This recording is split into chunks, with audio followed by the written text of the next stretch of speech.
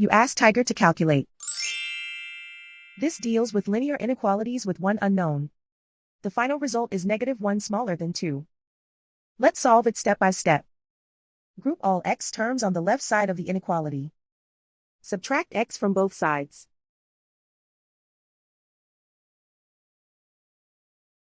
Group like terms.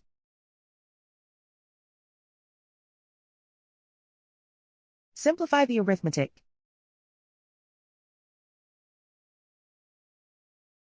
Group like terms.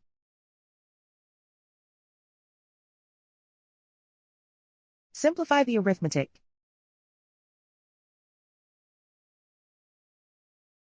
Plot the solution on a coordinate grid.